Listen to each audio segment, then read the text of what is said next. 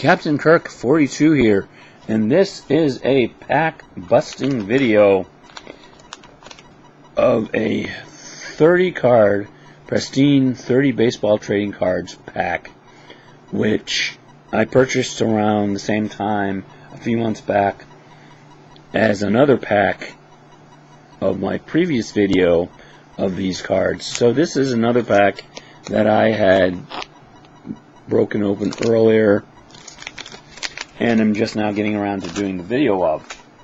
So let us see what this pack of 30 cards brings us.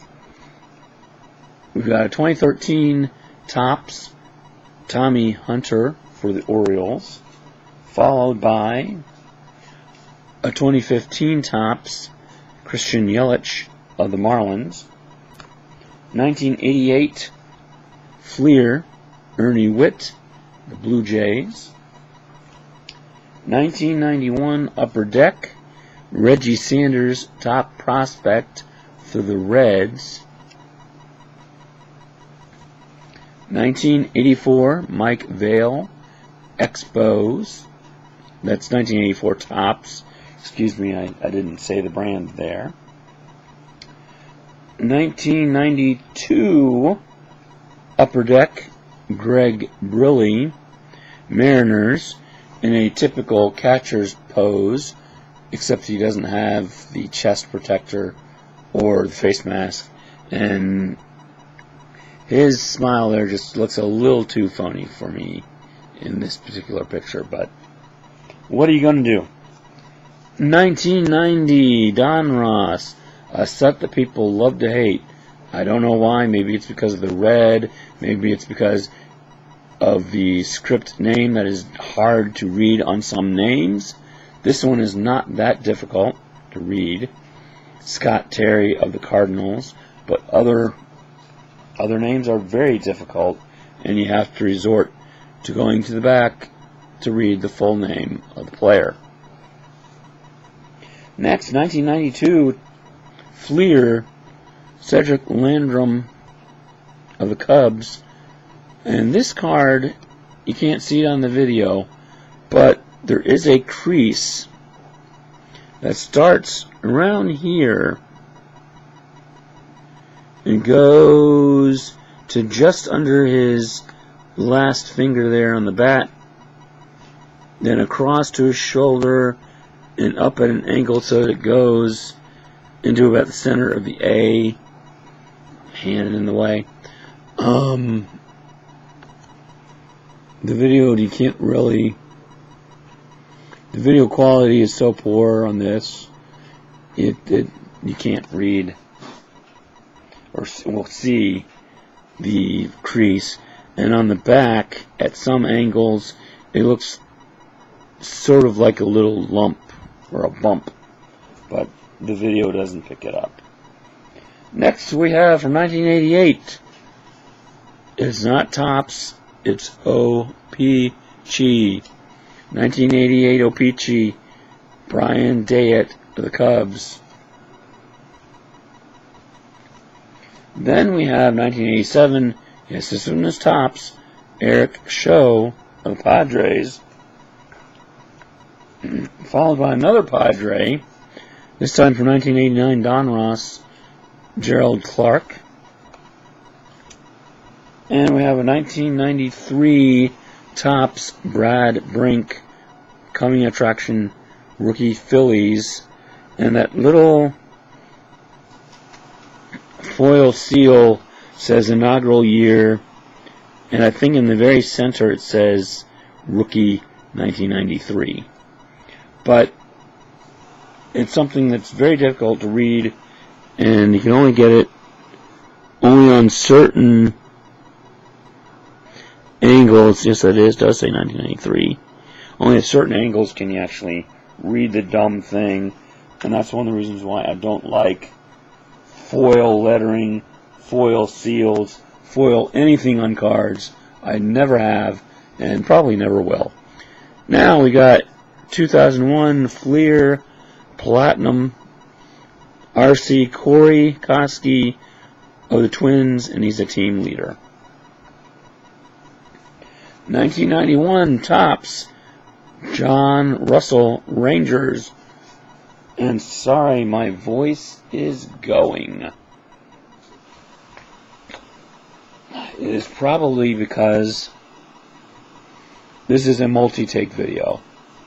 And just like the video that I did previously, I mentioned I'm trying to improve my videos.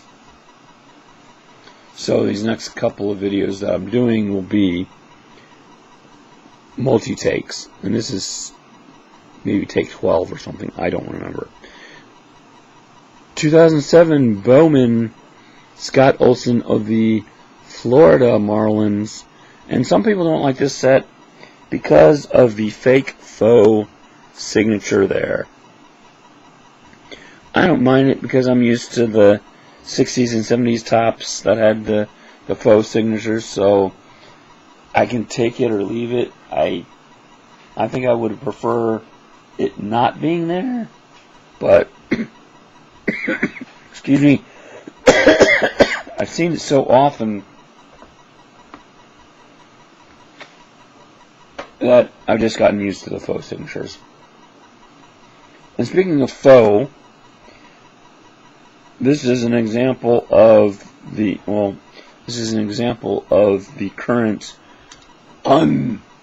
unlicensed cards, or semi-licensed, 2010 Upper Deck Baseball Series 1,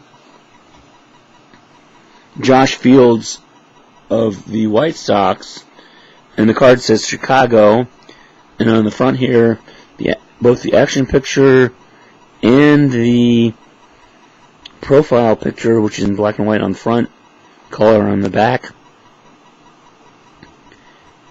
On the action photo, you can almost see the Sox logo, and on the profile, you can see the X from the Sox.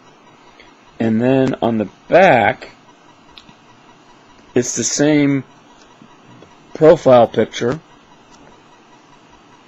and it starts to say Chicago, but this description here, it says a first-round pick of the White Sox in the 2004 first-year player draft, 18th overall. Fields finished 7th in American League Rookie of the Year voting in 2007. So it says White Sox here, Chicago here. You can only see part of the logo here. Excuse me, I should do that a different way. It says White Sox here. It says White Sox down here. Chicago here. And in the picture, it says, well, it doesn't say, but it shows a little bit of the logo. And on the front, it's the same photo, but in black and white. And then the action picture, in hand, you can almost see it, but anyway, I don't like the unlicensed stuff. It makes the cards look unprofessional. Even very good cards like the 2010 Upper Deck kind of get ruined. Okay, 2003 Don Ross Classics, Shannon Stewart of the Toronto Blue Jays, back when they had this crazy T logo, which looks so much like the Texas Rangers T. I think that was one of the reasons they decided to do away with it, because it confused people. Maybe like the Red C of the Reds, Cincinnati Reds, confuses people with the Red C of the Indians, or Cleveland Indians, or the Red Sea of the Chicago Cubs. Next, 2009 Upper Deck. Excuse me, I'm going to cough again. Okay, maybe not. Maybe the water subsided it. 2009 Upper Deck Spectrum. Carl Crawford with the Rays, and the silly chrome Spectrum purple. I think that was just the standard color. I don't think it was not insert a I don't think it was a parallel. But as you can see, as one can see, when in hand, the stats, he was with the Devil Rays up until 2007, and then in 2008 they dropped the Devil from the name, so they're just the Rays. They didn't want to alarm people, I guess. Next, 1990 Topps Major League debut, Mike Schwab of the Tigers. And then with the Texas T logo, we have Scott May, 1989 Don Ross of the Rangers, with the Texas T there, not to be confused with the Toronto T. Then we go on to 1988 score, veteran Ted Simmons with the Braves. I first knew of him in the late 60s, early 70s, when he was with the Cardinals. And when I was preparing this video, and the first time I looked at the card, I noticed, or actually the first time I really studied the card, I noticed on the line for 1978, you look there and you can you can't really read it there, but you can see the 1978 line. It just reads Cardinal, not Cardinals. So that is a typo, most likely uncorrected error. They probably never found it, probably never will, and of course it's so old it's not going to be changed. It could only be changed if it were still 1988. But anyway, moving on. 1988, sorry. 1988 Don Ross, Glenn Davis, Astros. And then we have a 1992 Fleer Ultra, Leo Gomez of the Orioles. I like this. It's sort of Stadium Club-esque. And I like the set here of the 92 Fleer Ultra. Sort of a cross between some Stadium Club and with some of the weird angles, the Leaf, I think it was 1993 Leaf, but the back kills it for me. I mean, 1 year of stats and his totals, which it's only 1991, and some of his totals are the same, but some are different, so it's interesting. I guess he was a partial in 1990, because 1991 stats do not totally agree with his total career totals. Interesting. Never noticed that before. Because, like I said, the back had noise. And now we got another Oriole, this time from 1992, Fleer, Mike Mussina. I remember him from then, and most people will remember his career as a Yankee, but I like to remember him as an Oriole. And number 42. I had forgotten that that was his number. That's another reason I like him.